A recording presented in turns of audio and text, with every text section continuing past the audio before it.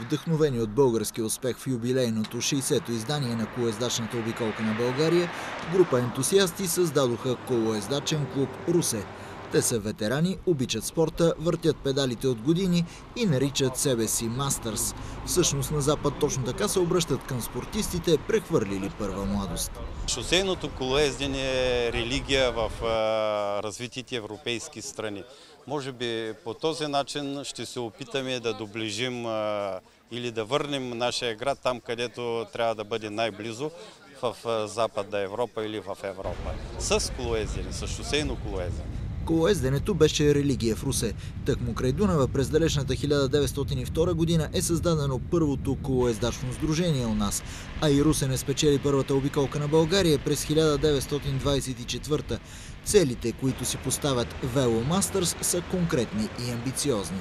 Да закупиме колелета, да наемеме треньор и да започнат младежи и юноши да почнат да тренират, да се явяват на състезания и като перспективата нататък е да имаме професионален отбор, обиколката на България да минава отново да минава през Русе и да възстановим колоезденето в Русе.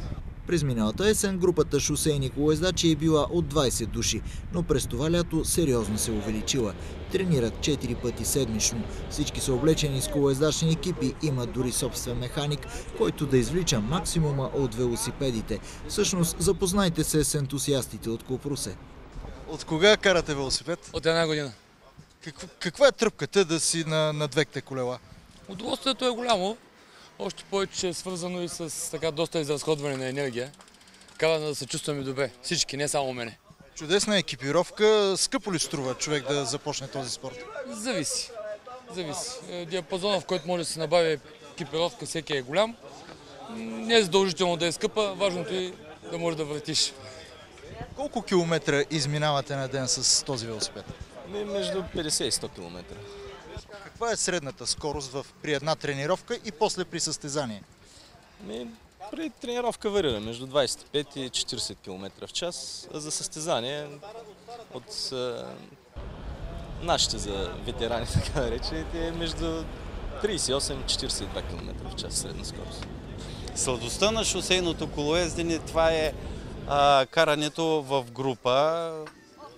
И скоростта се повишава може би с 20-30% и на скорост от 40 км, когато колездачите са повече от 5-6, не е трудно за поддържане 50 и 100 км. Радослав е най-младият член на колоездачен клуб Русе. Откъде тази тръпка и кой те запали под този спорт? Баща ми ме запали и от днешен преди 3 години продължавам да карам колело с тях.